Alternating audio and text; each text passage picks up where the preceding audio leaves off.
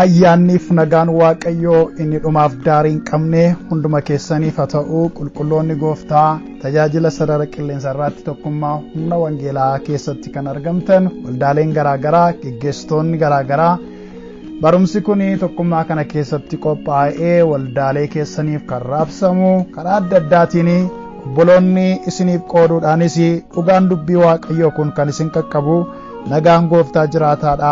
Safara malee isin irratti haroobu akkam jirtu nagaa keessanii.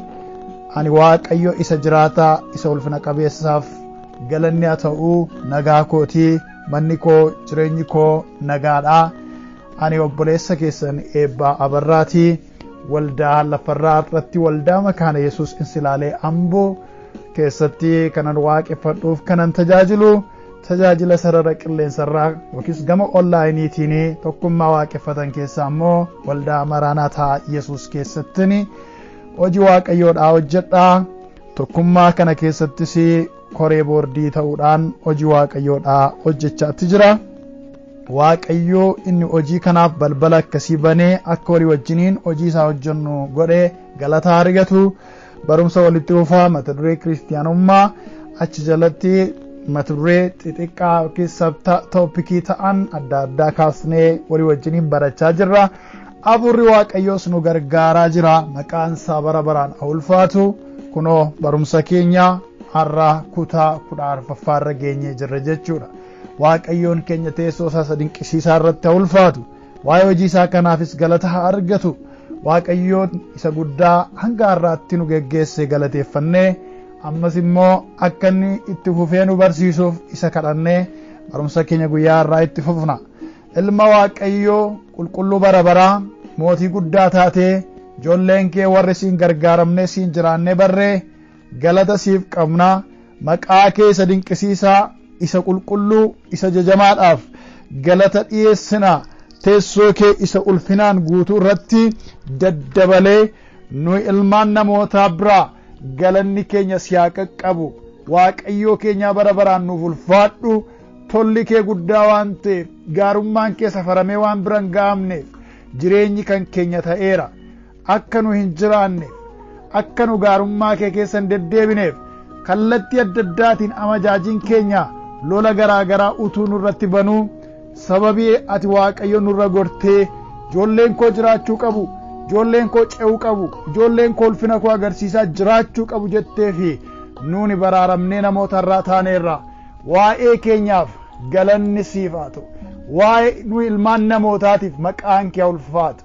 Waaqayyo si galateeffannaa galatoomi. Tokkummaa keenyaaf waldoota keessa jirruuf maatii keessa jirruuf galanni siif haa ta'u. Ati guddaadha, ati jabaadha. Waaqa keenya bara baraan kabajame. Diiyaabiloosin salphatee hin qaanee karoorri isaa hundumtu harkaa diigame. Nummoo karaa kee karaa abbaa keenyaa jiraatoo taane milkaa'oo taane warra ce'an taane bara baraan nuuf ulfaadhu. Ammas kadhannaa cubbuu hunduma keenyaa nuu dhiisi. Daddarba hunduma keenyaa nurraa haqi. Warra qulla'an, warra siif jiraatan, warra siif adda ba'an, warra yaada kee yaada Waaqayyoo calaqqisiisaa jiraatan nu taasifadhu. Kana hundumaa gooteetta ulfaadhu. Waaqa banamaa nuuf kenni. Diiyaabiloosii miilla keenya jalatti gadi isa tumi. Nu wajjiniin akka jirtu agarsiisi. Warra kanaan dura turanii waan ati goote, waan ati isaaniif raawwatte, waan ati keessa isaan dabarsite irraati baranne. Nummoo dhaloonni kun of qopheessu akka ati nurraa barbaaddutti siif jiraachuu akka dandeenyuuf arruma nu qopheessi. Maqaa Gooftaa keenya Fayyisaa keenya Yesuusiitiin ameen. Galanni Waaqayyoof haa ta'u. Kiristiyaanummaan egaa dhimma ijoodha. Kiristiyaanummaan barumsaa eenyuyyuu sirriitti baree beekee wajjin jiraachuu qabudha. Waaqayyoon keenya haa ulfaatu. Dhimma kanaan wal qabsiisee hafuurri Gooftaa nu barsiisaa nu hidhachiisaa jira. Nutis immoo isa barachaa jirru kanaan of ilaalaa jirra jedheetan abdadhaa amanasi. Egaan barumsa mata duree kiristiyaanummaa jedhuun ilaaluu eegalle keessatti maalummaa kiristiyaanummaa irraa kaafnee amma kutaa 10 yeroo geenyu immoo chaalenjii kiristiyaanummaan keessa ture fi kan amma immoo keessa jiru mata duree caalaatti bal'aatee qabannee jirra. maal keessa ture kiristiyaanummaan waldaan kiristiyaanaas rakkoo akkam akkamii keessummeessaa ishee mudachaa ture arroo maaltu mudachaa jira kan jedhu ilaaluuf deemnaa jechuudha. Hanga ammaatti rakkoowwan waldaan kiristiyaanaa ciniinsuwwan waldaan kiristiyaanaa keessa dabarte wantoota waldaan kiristiyaanaa ittiin wallaansoo qabaa turte wantoota kiristiyaanummaan keessatti qoramaa ilaalamaa ture ilaalaa jirra. Achi keessa haga ammaa qabxii tokkodha kan nu ilaalle damee xixiqqaa hedduu jalaa yoo qabaateyyuu jechuudha. Innis waldaan kiristiyaanaa baroota darban keessatti irilii cheerchii yookiis waldaa ishee gara jalqabaa keessattis miidil eej cheerchii keessattis waldaa ishee bara giddu galeessaa keessattis akkasumas immoo waldaa bara haara'umsaatiif moodernii wajjin hamma jaarraa dhufee nu qaqqabu kanaatti keessumaa hamma bara haara'umsaatti chaalenjii turan maal waldaan keessummeessite keessatti barumsawwan sobaa waldaa kiristiyaanaa rakkisaa turan yookaan heretical challenges kaasnee ilaalaa turreera. Heretical challenge duwwaa ilaalletu hin taane the response that church gave challenge waldaan kiristiyaanaa kennaa challenge sanaaf deebii waldaan kiristiyaanaa kennaa turtes ilaalleera. Akkamittiin akka isheen dura dhaabbattee jechuudha. Arrammoo qabxii lammaffaatti dabarra. Maaltu waldaa kiristiyaanaa rakkisaa ture? Maaltu waldaa kiristiyaanaa hudhaa ture? Maaltu waldaa kiristiyaanaa muddaa ture? Bara seenaawwan darban keessatti kan jedhu arra isa lammaffaa ilaala. Qormaata waldaa kiristiyaanaa warroota duraan turanii tokko kan ture inni lammaffaan jechuudha ari'atamadha. Persecution yookaan ari'atamadha. Waldaan kiristiyaanaa nu fuuldura turte karaa isheen ittiin qoramteef ilaalamte keessatti miidhamte tokko maalidha? Ari'atamaanidha. Persecutionii tureenidha. Ari'atamni waldaa kiristiyaanaa irratti siddatii waldaa kiristiyaanaa irratti kiristiyaanummaa irratti adeemsifamaa tureera. Mormii sochii kiristiyaanummaa mudateen ari'atamni gurguddaan kan waldaa kiristiyaanaa gatii gurguddaa baase yeroo adda addaatti irra ga'eera. Waldaa kiristiyaanaa gatii gurguddaa kan baasise gatii kaffalamuunsaa namatti ulfaatu garaagaraa waldaa kiristiyaanaa kan gaafate yeroodhaa gara yerootti ari'atamni isheerra ga'aa tureera. Ari'atamni kunis kan inni jalqabe waldaa ishee kan ergamootaa irraa kaaseeti. Waldaa ishee kan ergamootaa waldaa kiristiyaanaa ergamoonni hundeessan yookaan warri gooftaa wajjiniin kallattiidhaan turan kan isaan keessa turan irraa eegalee ari'atama uumameedha. Kanas hojii ergamootaa boqonnaa 7 lakkoofsa 54 akkasumas boqonnaa 8 lakkoofsa 1 yoo ilaalle dhugaa kana nutti himaa yookiis nu agarsiisa. Meesaa boqonnaa 7 irra jiruun dubbisuu eegala. Sagalee Waaqayyoo keessaa jechuudha. Hojii ergamootaa boqonnaa 7:54 haga 60 akkana jedha. Isaan kana hundumaa yommuu dhaga'anii aarii guddaa irraa kan ka'e isattiin ciniinnatu turani. Isxifaanos garuu hafuura qulqulluudhaan guutamee utuu ija irraa hin buqqifatinis Waaqa keessa ol ilaalee ulfina Waaqayyoo Yesuusinis gara mirga Waaqayyoo dhaabbatee arge. Kunoo ani bantiiwwan Waaqaa banamanii ilmi namaas gara mirga Waaqayyoo dhaabbatee nan argee jedhe. Isaan garuu gurra isaanii cuqqaallatanii guddisanii itti wacaniis erga takkaa itti fiigan mandara keessa dadarbachaa gadi baasanii dhagaadhaan hin rukutan.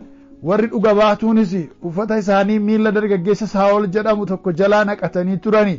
Utuma isaan dhagaadhaan isa rukutaa jiranii Isxifaanos Gooftaa Yesuus hafuura koo fudhadhu jedhee kadhate. Jilbeenfatee sagalee guddaadhaan yaa Gooftaa cubbuu kana isaanitti hin lakkaa'in jedhee iyye. Kana jedhees kufee in obbaafatee jira. Lakkoofsa boqonnaa 8 lakkoofsa 1 akkas jedha. Saa'ol ajjeefamuu Isxifaanositti walii galee ture. Kana irratti immoo guyyuma sana waldaa amantootaa Yerusaalem keessa jirtu irratti ari'atamuu guddaatu ka'e. Ergamoota irraa kan hafe amantoonni hundinuu kutaa biyya Yihuudaatii fi Samaariyaa keessa hin bittinfamaniidha. Eessaa kee jechuudha. Ari'atamuun waldaa kiristiyaanaa irratti kan inni eegale as taatee diyaaqonii jabaa ture. Nama gargaaraa ergamootaa ture. Nama hafuurri Waaqayyoo keessa jiruuf maqaa gaarii qabuuf lallabaa wangeelaa jabaa ture. Qabamuuf ajjeefamuu Isxifaanos irraa eegalee ari'atamni guddaanii waldaa kiristiyaanaa ishee jalqabaa irratti uumamuu jalqabe. Ari'atamni achitti boba'e kuni waldaa kiristiyaanaa ishee gara jalqabaa hedduu gadi ishee miidhe, gadi ishee mucuceesse, baay'ee gadi ishee qu'e, akka isheen ol hin kaaneef hedduu gatii ishee baasise. Wareegamtoota wangeelaa hedduun kan isaan keessatti argamanis waldaa ishee durii sana keessatti ture. Isa kana hanga ta'e kaasnee in ilaalla kutaa keenya kutaa 14ffaa kana keessatti jechuudha. Mee sababni kiristiyaanonni warra Roomaatiin ari'atamaniif maaliif? Ari'atamni guddaan mootota warra Roomaati. Impeerersii warra Roomaati kanneen kiristiyaanota ari'achaa turan waldaa ishee duraa yookaan early church keessatti kanneen waldaa kiristiyaanaaf kiristiyaanota ari'achaa turanii hooggantoota mootota warra Roomaa turan. Maaliifidha ari'atama guddaa hamma kana ga'u waldaa kiristiyaanaa irratti kan isaan bobbaasanii kan isaan ka'an? Sababni ari'atamuu waldaa kiristiyaanaa maal ture waan jedhu walii wajjiniin ilaaluu jalqabna. Sababni ari'atamuu kiristiyaanonni warra Roomaatiin ari'atamanii fi inni jalqabaa barsiisni kiristiyaanotaa barsiisa Kiristoos irratti waan hundaa'ee fi sammuuf laphee namootaa booji'uuf kan bocamedha. Dizaayindi kan ta'edha. Haala kanaan salphaatti laphee namootaadhaa kan argatudha. Laphee namootaa, qalbii namootaa, sammuu namootaa kan booji'udha. Haala kanaan barsiisni kiristiyaanotaa sammuuf laphee namootaa waan booji'uufi kun immoo aangoof olaantummaa warra Roomaatiif sodaatee argame. Barsiistonni warri kiristiyaanaa kun salphaadhumatti namoota baay'ee nurkaa guurratanii booji'anii yaada isaanii duukaa buufachuu danda'u. Laphee namootaa argachaa jiru. Sammuu namootaa kontirool gochaa jiru. Maqaan Waaqayyoodhaa ulfaatu. Arrallee kiristiyaanummaa dhugaadhaan gatii isaa mi'eessanii warri qabatan akkasumadha.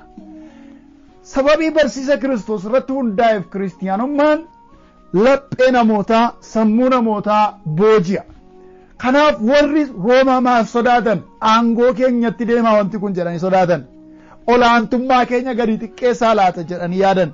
Namoonni nuun gadi nu buusanii, nuun nu tuffatanii, nuun faayidaan qabdu jarri kun nuun jedhanii jarreen kana duukaa hiriiruu laata kan jedhu sodaa hooggantoota warra Roomaa ture. Kanaaf kiristiyaanota irratti ari'atama labsan. Tokko sababni ari'atamni eegaleef tokko kana ture. Inni lammaffaan amantaaf shaakalli kiristiyaanotaa ilaalcha warra gooftaa hin qabne warra paagaans jedhan warra Roomaa waliin morkii uume.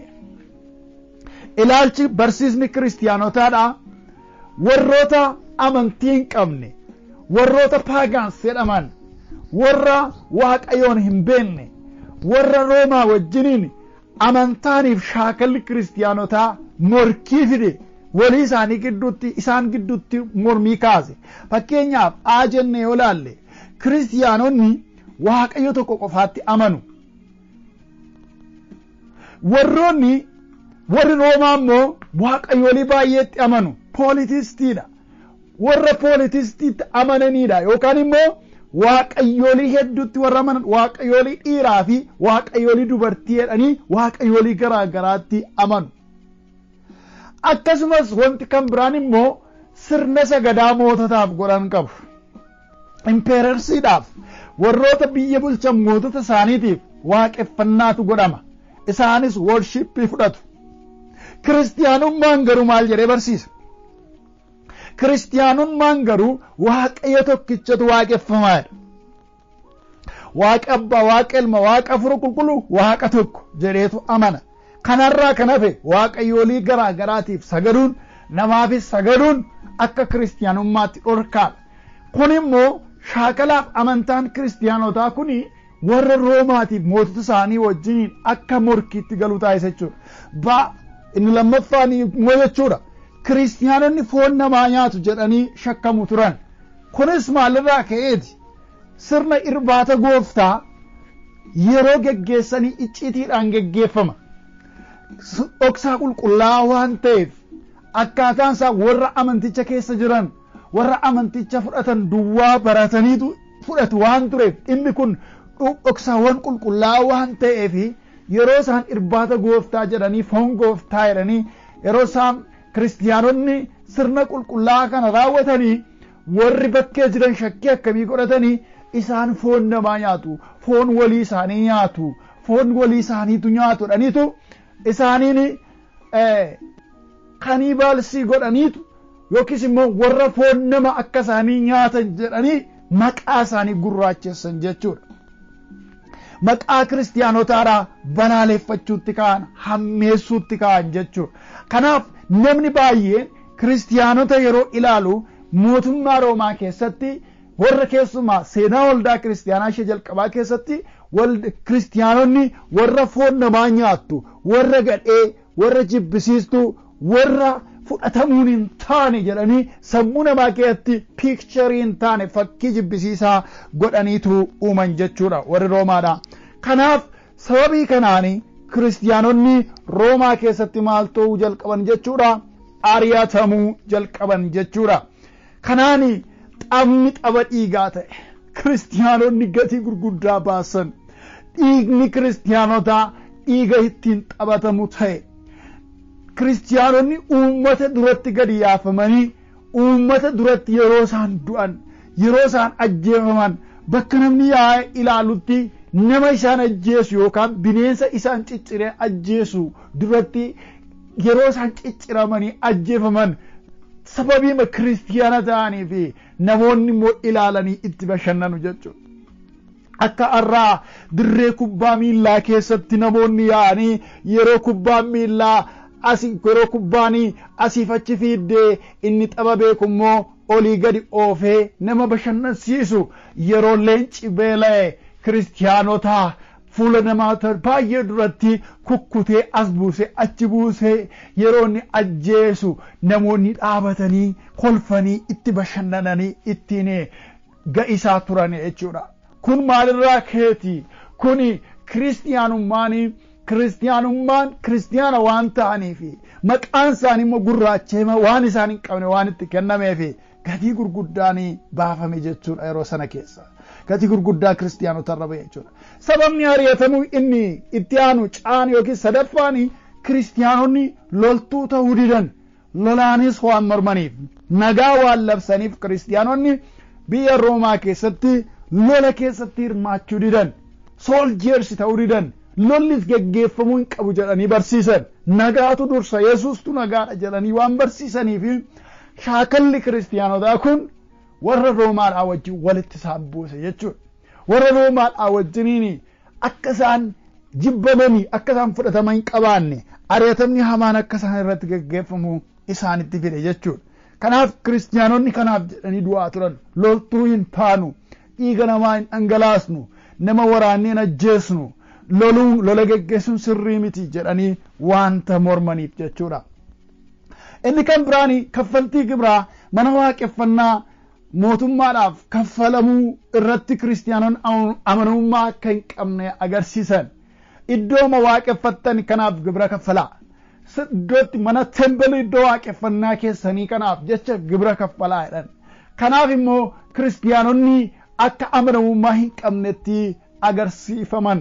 Kanaaf dhimmi gibira kaffaluu maaliif manuma waaqeffannaa keessa galaniif mana keessatti waaqeffataniif illee ijoollee waaqayyoo nu fuuldura turan irratti ari'atama kaasisee jechuudha.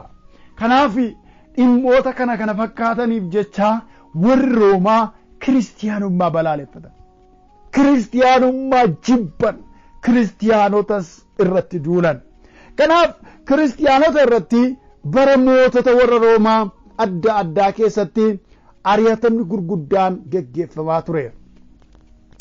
kiristiyaanota irratti ari'atamni gurguddaan bara mootota Roomaa garaagaraa keessatti geggeeffamaa namoonni mootii ta'anii ka'an hedduun isaanii kiristiyaanota balaaleffataa kiristiyaanota ajjeesaa turaniiru.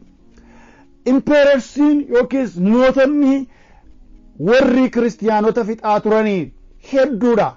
Yoo hunda isaanii ilaaluu baanne isa jalqabaatiif isa dhumaa laalla. Inni jalqabaa Neeroodha. Inni itti aanee jiru Tiraajiyaan nama jedhamuudha. Inni itti aanee jiru Hadiriyaan mootii jedhamuudha. Inni itti aanee jiru ari'atama kiristiyaanota irratti geggeessaa kan jiran jechuudha. Antookiyoos Pilaas mootii jedhamuudha. Inni itti aanee jiru Maarkus Ariiluus nama jedhamuudha. Inni itti aanee jiru Septimus Severus kan jedhamuudha. Inni itti aanee jiru Desidus Tiraajaan kan jedhamuudha. Inni dhuma ari'atamni irratti dhaabbateef nu ilaallu Diyookleetiyaan kan jedhamuudha jechuudha. Diyookleetiyaan jedhamu. Jarreen kun hundumtuu mootonni Roomaa keessatti turan hundumtuu bara mo'an keessatti kiristiyaanummaa ari'achaa balaaleffachaa dhiiga kiristiyaanota hedduu dhangalaasaa turaniiru. Egaa mee jarreen kana jarreen amma tarreesse dubbadhe keessaati ari'atama mooticha Neeroo jalatti ta'e isa jalqabaaf isa dhumaa Diyookleetiyaaniin ilaalla. Ari'atamni egaa akkuma duratti dubbadhe mootota Roomaa keessa ari'atamni ifaaf ifatti kan eegale adoolessaa yookiis Julaayii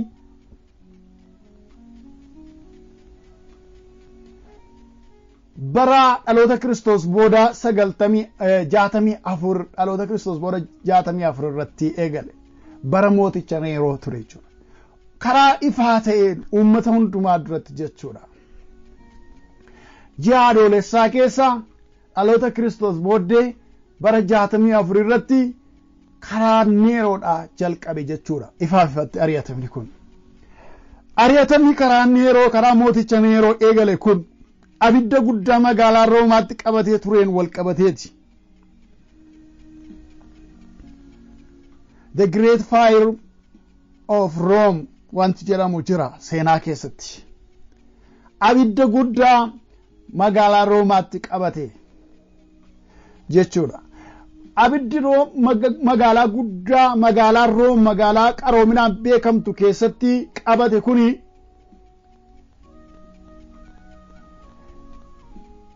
adoolessa gaafa 18 jechuudha akka seenaan isaa ibsutti. Halkaniin naannoo dunkaana daldalaatti kan qabate yoo ta'u guyyoota 6 booddeedha kan inni to'atame. Guyyoota 6 guutuudhaaf utuu hin to'ataminiin magaalattii xab gochaa ture. Magaalaa Roomaa magaalaa guddoo harka 2/3 harka 3 keessa harka 2 kan barbadeesse ture abiddi sun. Mootichi Neeroon ibidda kanaaf kiristiyaanota hammeesse. Ibidda kana magaalaa kanatti kan qabsiise kiristiyaanota ta'uu hin hafu jechuudhaan kiristiyaanota irra kaa'e. Sanaan wal qabatee ari'atamni karaa ifaa ta'een kiristiyaanota irratti labsame. Ari'atama kanaan wal qabatee kiristiyaanonni baay'ee mana hidhaatti galfaman. Kaan doorsisa ulfaataa booda ajjeefaman. Edda baay'ee torchi ta'anii edda baay'ee doorsifamanii booddee du'atti kennaman sababa ari'ataman yeroo kanaan jechuudha. Kiristiyaanonni baay'ee utuu lubbuun keessa jirtu cunqurfaman. Kaan leenca jalatti darbatamanii yeroo kana keessa kanneen ajjeefamanii ergamoota gooftaa keessa waggaa tokko booddee jechuun bara 67ffaa bara 60 waggaa 3 booddee jechuudha. Ari'atamni kun ka'ee bara 64tti ofiishaalii labsame. Isa booddee bara 67 dhaloota Kiristoos booddee Phexrosi asii gadi garagalfamee fannifamee ajjeefame. Phaawulos mormii isaa irraa citee irraa murameetu ajjeefame. Eessatti magaalaa Room keessatti jechuudha. bu'aa ari'atamaa yerooti jechuudha. Namoonni kiristiyaanonni hangafoonni kan isaan keessatti ajjeefaman, abboonni waldaa kiristiyaanaa kan isaan keessatti ajjeefaman, falmattoonni wangeelaa apolojistoonni hedduun kan keessatti wareegaman jechuudha. Ari'atamni kiristiyaanota irratti taasifamaa ture bara mootota warra Roomaa gara caalu keessatti gaggeeffamaa ture. Gara caalu hunda isaanii jechuun hin danda'ama. Kanneen armaan olitti maqaa isaanii sinii tuquu yaale keessatti gaggeeffamaa ture. Inni kan biraanii ari'atamaa bara mootichaa Diyookiletiyaan jalatti gaggeeffameedha kan ilaalu. Ari'atamaa mootota Roomaa warra waldaa kiristiyaanaa mudachaa turan keessaa isa dhumaati. Mootota warra Roomaa waldaa kiristiyaanaa ari'achaa turan keessaati Diyookiletiyaan mootii isa dhumaati. Waggoota 10 walitti fufee ari'atama baay'ee hadhaa waldaa kiristiyaanaa irratti mootii gaggeesseedha. Wareegamtoota wangeelaa baay'eetu ture kan wareegaman. Wareegamtoota warra duraan wangeelaaf jedhanii wareegamanitti ofiis wareegamanii dhaqanii kan itti dabalamanii baay'eetu ture bara mooticha kanaa keessa jechuudha. Mootichi Diyookiletiyaan bara 292 akka dhaloota Kiristoos booda jechuudha. Impaayera Roomaa bahaaf lixatti addaan qoode. Sanaa booddee Konstaantaayin mootiin jedhamu, Konstaantaayiniin inni walabummaa kiristiyaanotaa labse bakka isaa buufame jechuudha. Kanaaf bara ari'atamaa kana keessa, bara ari'atamni waldaa kiristiyaanaa irratti gadi labsame kana keessa kiristiyaanonni hedduun biyya keessaa baafamanii bakka jiraatan dhabanii nama akka bineensaatti ilaalamanii magaalaa keessaa baafamanii holqa keessa jiraachaa turan. Waan nyaatan dhabanii holqa keessatti Waaqayyoon waaqeffachaa, Waaqayyoof sagadaa yeroo isaan dabarsaa turanidha. Baroonni ari'atamaa kun jechuudha. Baroota kana keessa namoonni hedduun yeroo ari'atamni hamma kana baay'atu kiristiyaanummaa hammatanii, kiristiyaanummaan egaa inni ari'atame waan ta'eef, kiristiyaanummaan gatii nu baase waan ta'eef kiristiyaanummaa keenya hadhiifnu kaa maalluu godha eddanuu ajjeesa ta'eeti hin jenne. Deebii kiristiyaanonni ari'atamuu isaaniitiif kennaa turanii deebii ajaa'ibsiisaadha. Billaa dura dhaabatanii, leenca dura dhaabbatanii ame kiristiyaan jechaa turan. Yeroo gara du'aatti geeffaman ani kiristiyaana jechaa turan. Baay'een isaanii leenca beelee dura dhaabbataniitu Yesuus kee kana hin gantaa, kiristiyaanummaa kee kana hin dhiiftaa jedhanii yeroo gaafatamanii maal jedhanii deebisaa turan. Abboonni amantii hedduun isaanii akka Poolikaarpii faan maal jechaa turan? Yesuus maal godheennaan isa ganaa, maaliifan isa dhiisaa, innoo waan hin goone baran isaa wajjin jiraadhe hundumaa keessatti gaarii malee hamaan irratti hin agarsiisne, maaliifan Yesuus koo ganaa jechaa gara du'aatti adeemaa turan.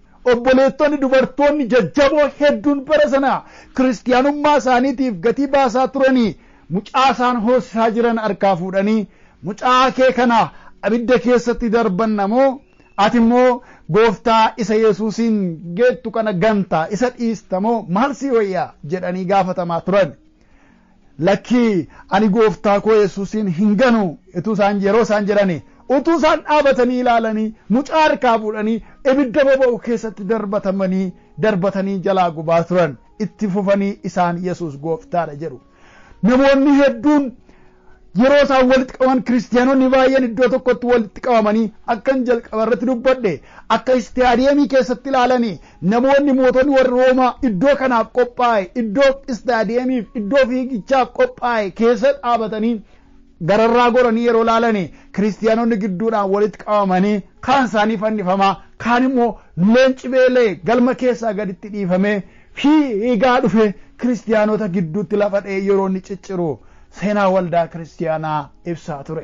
Kana hundumaa keessa dhaabbatanii kiristiyaanonni nu fuuldura turanii Yesuus gooftaadha, Yesuus jiraataadha, Yesuus ilma Waaqayyooti, ani immoo kiristiyaana jechaa turan.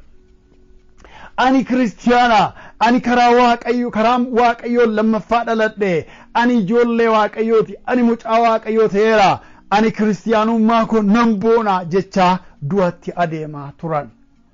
Kanaaf bara isaan holqa keessa jiraatan kaataa kumbuu keessatti yeroo isaan gatii baasan gara magaalaatti ba'anii wangeela lallabuun gara magaalaatti ba'anii nyaata bitachuun yeroo itti hin danda'amne keessaa kiristiyaanonni holqa keessa ta'anii kiristiyaanummaa isaanii dabarsaniiru. Kana irratti kitaaboleen garaagaraa barreeffamaniiru. Seenaa waldaa kiristiyaanaa lafa kaa'a. Sana karaa adda addaatiin itti fuftanii dubbisuun, karaa adda addaatiin itti fuftanii ilaaluun gaariidha. Maal jechaa turan? Namni Turtiiliyoon jedhamu falmitoota wangeelaa keessaa apoloojistii kan ture, isinii kiristiyaanummaa balleessuudhaaf ari'atama kana hundumaa gootu, kiristiyaanummaan garuu hin badu, hammuma isin nu balleessitan amma isin nu ajjeeftan nu baay'achaa deemna. Sababiin isaa dhiigni kiristiyaanotaa inni dhangala'u sanyii wangeelaati jedha ture Turtiiliyoon. Maal jedha? Dhiigni kiristiyaanotaa inni lafarratti dhangala'u sanyii wangeelaati. Wangeela ta'ee biqilaa, wangeela ta'ee lafa dhaala. Kanaaf kiristiyaanummaa balleessuun hin danda'amu. Isin nu ajjeestu nu garuu hin ballanna jechuudhaan warroota isaan ajjeesan, warroota isaan balleessan dura dhaabatee falmaa ture. Baay'een isaanii kiristiyaanummaan calluma jedhanii akkuma dabeessaatti barbaadamee kan ajjeefamutu hin taane mootota dura dhaabbatanii waa'ee amantii isaanii utuu falmaniiti. Phaawulos irraa kaaftanii yoo ilaaltan Agriiphaa dura dhaabbatee, bulchitoota biyyaa dura dhaabbatee ani haqan qaba, haqa koof jechan hammeeffamee sin fuuldura dhaabbadhe, dhugaa waanan dubbadhuufan sin fuulduratti hammeeffamee dhufe, kanaafan gatii baasaa jira. Hundumti keessan akka koo kiristiyaanatu taatanii nan jaalladha, ani dhugaa waanan dubbadhuuf jedheetan akkas ta'a jechuudhaan mootota warra isatti faraduu danda'an, warra isaafis faraduu danda'anitti illee gooftaa Yesuusiin dhugaa ba'aa akka ture hojii ergamootaa keessaatii gaarii goonee argina. Kanaaf ijoollee waaqayyo nu fuuldura turanii ari'atamni gufuu ta'ee kiristiyaanummaa dhaamsuudhaaf, kiristiyaanummaa maseena gochuudhaaf, kiristiyaanummaa karaatti hambisuudhaaf, kiristiyaanummaa okkolaa gochuudhaaf daandii isaanii irratti dhaabbachaa tureera. Haa ta'u malee kiristiyaanummaan achi ga'ee hin dhaabbanne. Sababii gootonni turaniif, sababii obboleettonni jajjaboon turaniif, du'a kan hin sodaanne sababii turaniif, obboleettonni jajjaboon obbolaa isaanii holqa keessa jiraatan baraaruudhaaf, sababii isaan ija jabaatanii magaalaatti ba'anii nyaata fidaa turanii fi sababii isaan wangeela du'aa turanii fi wangeelli daandii godhatee karaa godhatee isaan keessa darbee arra anaaf isin bira ga'e ijoollee gooftaa. Arra anaaf isin bira ga'e wangeelli lallabamaa jira jechuudha.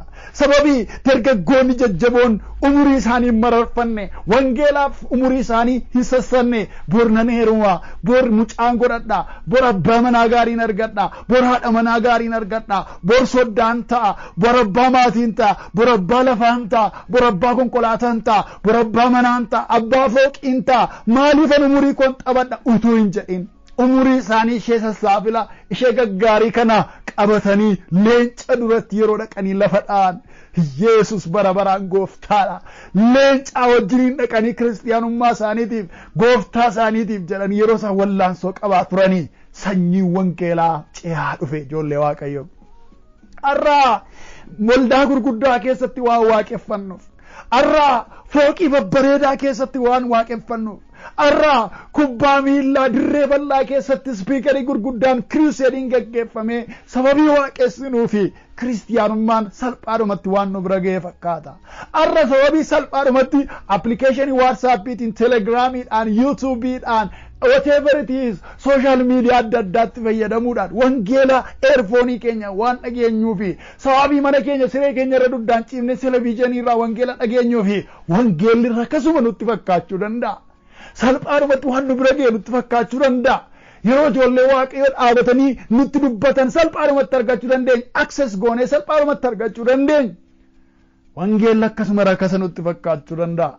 Garuu dhiiga Kiristoos duwwaa miti wangeelli nu biraa qaqqabuu isaatii fi gatiin kan ba'e dhiigni qulqulloota baay'ee keessa lola'aa wangeela baatee dhufe. Haalleluuyaa. Yesus gooftaadha. Yesus gooftaadha. Yesus gooftaadha.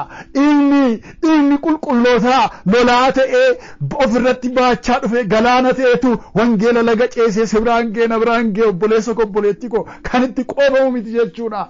Arraa namni baay'een wangeela karaa ittiin badhaadhu, karaa ittiin sooramu, karaa ittiin konkolaataa jijjiiru, karaa ittiin fooqi jijjiiru, karaa ittiin akkaawuntii baankii isaatii gabbifatu godhee wangeela daldalee jiraata. Wangeela nagadee jiraata. Wangeelli garuu lolaa dhiiga ilma ijoollee Waaqayyoo keessa lola'ee dhufe.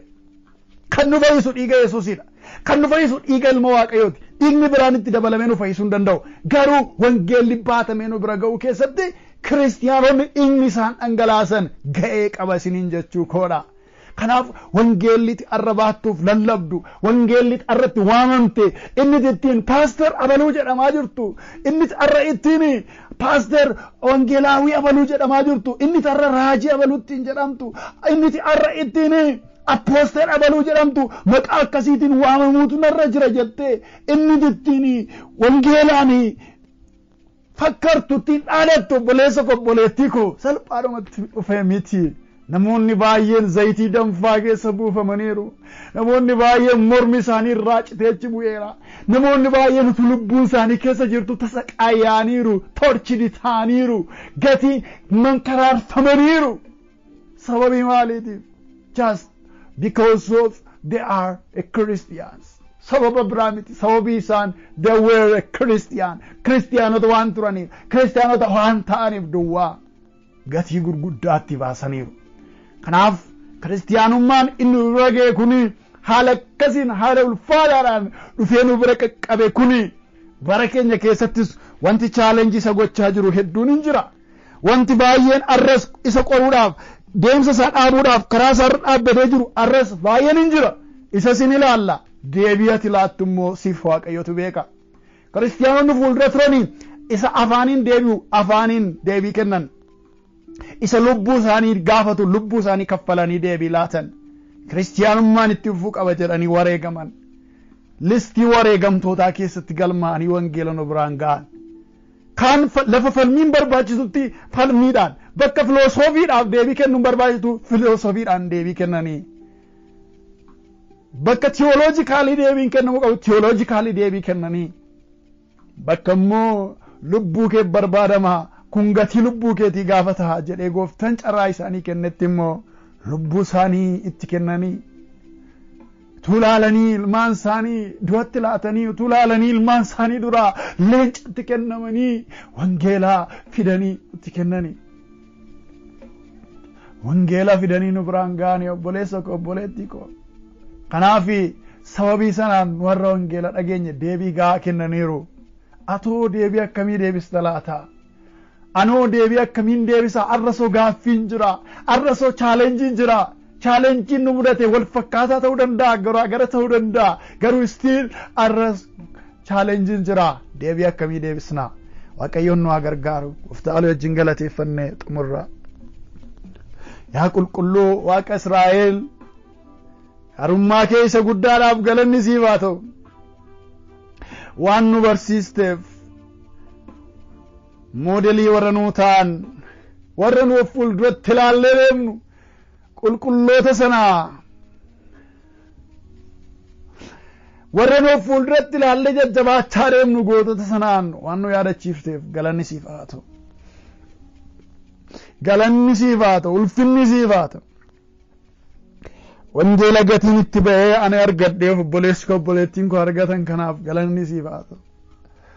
Teessoon kee inni qulqulluun bara baraan kabajamu bagan kiristiyaana ta'e sababii ati jirtuuf sababii ati fannoo irratti heelee lama sabaataanii abbaa koo maaliif na dhiiftaa sababii ati jetteefi sababii ati fannoo irratti utuu qaamni kee dhaga'uu mismaarri lafee kee keessa darbe sanaafi sababii cinaacha kee keessa eeboon ba'e sanaafi sababii gootonni wangeelaa mormi isaanii billaadhaanii asii gadi galagalfamanii fannifamuudhaan zayita danfaa keessa buufamuudhaan leencaan cicciramanii duudhaanii gatii itti baasaniifi ani bagan kiristiyaana ta'e baga obboloonni koo sagalee kee sagalee waaqayyoo kana dhagaan barumsa kana baratan baga kiristiyaanota ta'an baga ijoollee waaqayyoo taane carraan kun baga nu qaqqabee bara baraan ulfaadhu nus immoo bara keenya keessatti kiristiyaanummaa akkan balleessine akkan maseensine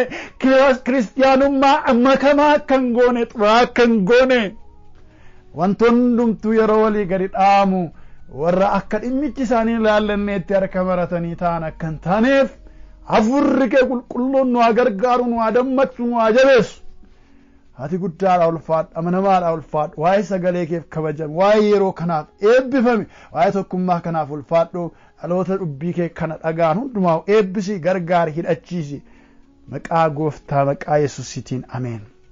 ilmi waaqayyo sinaa eebbisu dubbiin waaqayyoo inni gaariin inni guutuun akka badhaadhummaa ayyaana waaqayyootti sin keessa haa jiraatu eebbifamaa sagalee waaqayyoo kanaan ofii keessaniif waldaa keessan tajaajilaa ittis tajaajilamaa dhaggeeffadhaan isiniin jedha waaqayyo yeroo gaarii hunduma keenyaaf haa taasisu maqaa yesuusiin ameen eebbifamaa.